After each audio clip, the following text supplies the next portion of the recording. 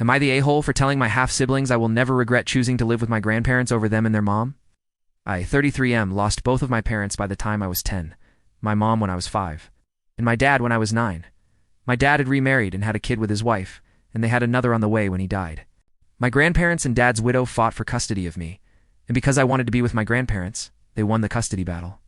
I didn't spend a lot of time with my half-siblings back then, and I resisted playing happy families with them and their mom. She wanted me with them and she felt like I belonged with them, but I felt like I belonged with my real family, and luckily that's where I was.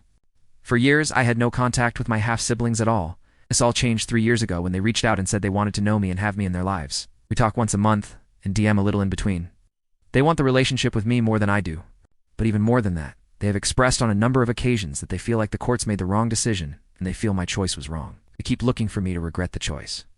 And they have mentioned several times that their mom has longed for a relationship with me and misses me. A few times they called their mom my mom. I corrected them, and would always make it clear I never considered her my mom. They never understood this, and they questioned me on this, and I always answered. Last time we talked, they told me they need to hear me say I regret choosing to live with my grandparents over them and their mom.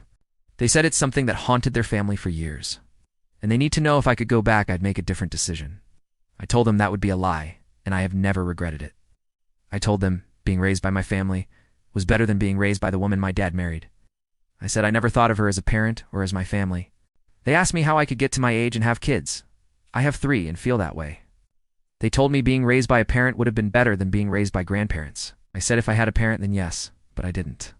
Both my parents are dead and their mom was never one of mine. Then they had me confirm my lack of regret, and they said I was fin cold and should have a heart considering their mom fought so hard for me and loved me as her own.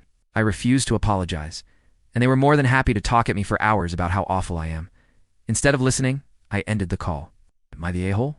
Follow and subscribe for more Shift Happen stories.